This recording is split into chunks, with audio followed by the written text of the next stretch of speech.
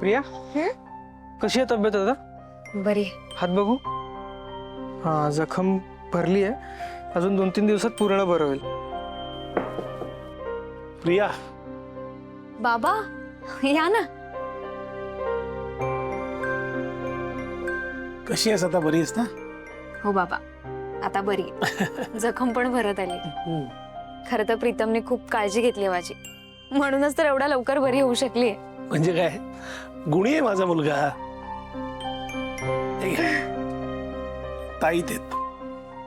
ताई कशाला? अरे तुझ्या आईने दिलेत, म्हणजे गुरुजींनी तुला आणि आदित्यला बांधायला सांगितलेत. बाबा काही टेन्शन नाही आहे ना? त्याने नाही, काही टेन्शन वगैरे काही नाहीये. अहिल्याला अस्वस्थ वाटत होतं, तुम्हा मुलांचं रक्षण व्हावं म्हणून दिलेत तिने. बांध. आईची माया रे. आणि एक लक्षात ठेव, दुसरा ताई ते तो आदित्यला दे. आणि नुसता देऊ नको, बांध त्याला. प्रिया, नक्की आठवणीने बांध. हो, मी बांधते त्यांना. हा, चल येतो. हो. आणा इकडे, ताईत बांधून देते. मी काय ताईत वगैरे बांधणार नाहीये प्रिया. प्रीतम, हो असं काय करताय? आईने एवढं तुमच्या रक्षणासाठी दिलंय ना, मग बांधा ना. त्यांच्या श्रद्धेचा तरी मान ठेवा. प्रिया तुला कळतंय ती स्वतःच्या सोयीप्रमाणे वागते आता? हा, म्हणजे आता तिला दादाची काळजी वाटते का? जेव्हा त्याला घराबाहेर काढलं तेव्हा कुठे गेलेली ही काळजी? कुठे राहणार, कसा राहणार, काय करणार, काही विचार न करता काढून टाकलं ना. पारू होती त्याच्यासोबत, तिचाही विचार नाही केला तिने. ते बघ, मला तिचं हे वागणं अजिबात पटत नाही. प्रिया, जे काय वाईट व्हायचंय ना ते होऊ दे.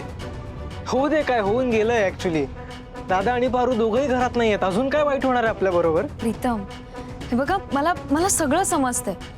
तुमचा राग, तुमची वेदना सगळं कळतंय मला. पण आईंनी एवढं मायेने दिलंय ना, तुमच्या रक्षणासाठी आहे, तुमच्यावर काही संकट येऊ नये म्हणून दिलंय. मग देवावर श्रद्धा ठेवून एकदा बांधून तरी बघा.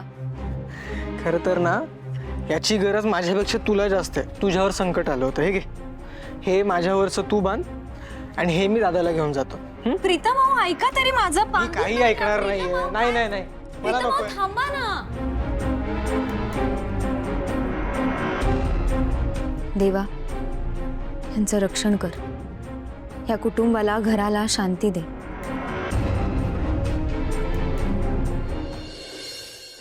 केवढं मोठं आहे. काय चाललंय? पारू, हा, मस्त जमवलंय का सगळं? वा. तुम्हाला सांगते पारू, हे पारू, अगं पारू, अहो काय काय झालं? अगं एक आनंदाची बातमी आहे. कसली? अगं जिथं जिथं आपण डब्बा दिलेला ना, त्या प्रत्येकालाच डब्बा खूप आवडलाय.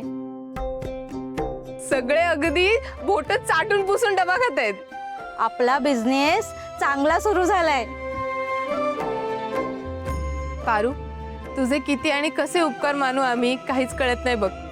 आज तुझ्यामुळे आमच्यासारख्या बायकांना रोजगार मिळाला. अगदी देवासारखी धावून आलीस बघ आमच्यासाठी. नाहीतर लोकांची धुणी भांडी करण्यात आणि दारुड्या नवऱ्याचा मार खाण्यात आमची जिंदगी चालली होती. तू आमच्यात आत्मविश्वास निर्माण केलायस, आम्हाला हिंमत देतीयस. ताई, अहो आत्ता कुठे आपला बिझनेस सुरू झालाय. आपल्याला ना अजून लई लांबचा पल्ला गाठायचा आहे. आपण अजून बायका जमा करू आणि अजून कामं मिळवू. आणि काय ना, तुम्ही सगळ्यांनी एकत्रितपणे काम केलं ना, तर तुमचा बिझनेस कुठच्या कुठे जाईल. आणि काय ना, आजकाल ऑफिसवाल्यांना, कॉलेजवाल्यांना डब्यांची खूप गरज असते. तुम्ही फक्त त्यांचा शोध घेतला तर तुमचा बिझनेस अजून खूप जास्त ग्रो होईल. आणि ट्रस्ट मी, तुम्ही प्रत्येक जणी स्वतःच्या पायावर उभं राहाल. अरे आदित्य, काय बघ आम्ही आमच्याच पायावर उभे आहोत. जेव काय बोलताय तुम्ही? स्वतःच्या पायावर उभं राहणं म्हणजे असं 2 पायावर उभं राहिल्यासारखं नाही. आदित्य सरांना हे म्हणायचंय की आपल्याला आर्थिक दृष्ट्या सुद्धा सक्षम व्हावं लागणार आहे. हा, म्हणजे बघा, आपल्या रोजच्या जीवनातल्या काही गरजा, म्हणजे आपल्याला काही घ्यायचं असेल तर ते आपल्या घरातल्या पुरुषासमोर आपल्याला हात पसरायची वेळ नाही आली पाहिजे. आपल्यासाठी लागणारा पैसा आपण स्वतः कमवायचा. आपल्या पैशानं घराला हातभार लावायचा. स्वाभिमानानं जगायचं. हे असं म्हणायचं होतं आदित्य सरांना. अरे पोरांनो, तुम्ही दोघेही नवरा बायको लय हुशार आहे.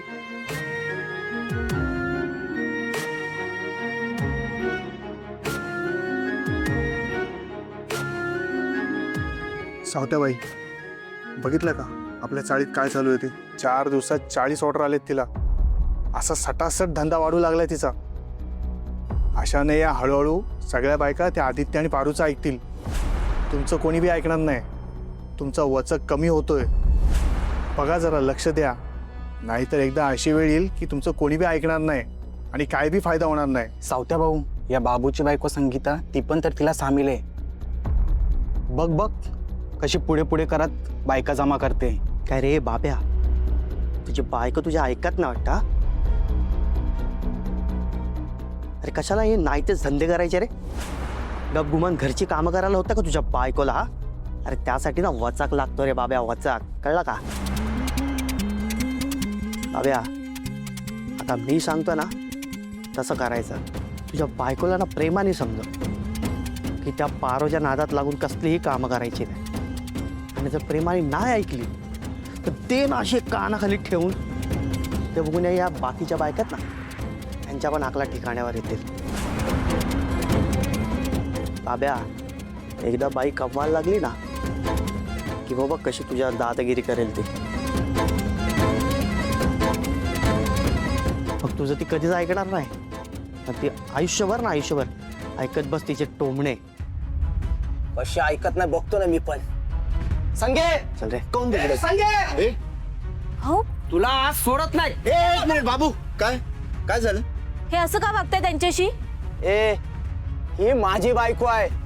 हिचं काय करायचं ना माझं मी बघल. कळलं ना? काय मोठा शिकवायला. एक मिनिट. ए, ए, चल. बाबू, ए, चल. काय सोडा सोडा. ए, हा? इथं घरातली लोक उपाशी ठेवते आणि दुसऱ्याच्या पोळ्या भासते तू. हे बघ, पास कर तुझी हे थेर, नाहीतर तुझी चामडी उतरवून ठेवीन. लक्ष तुझ्याच्या.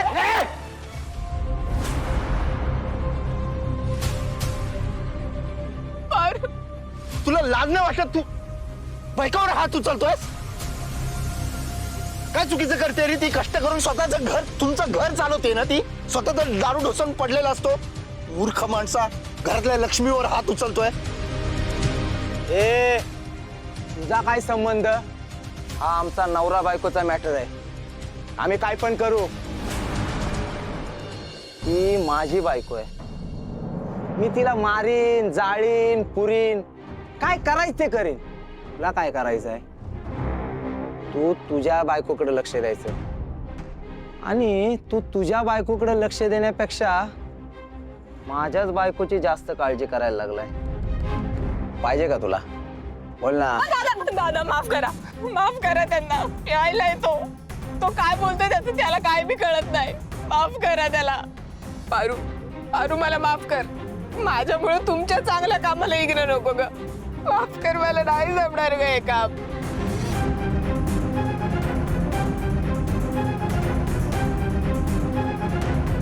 ए,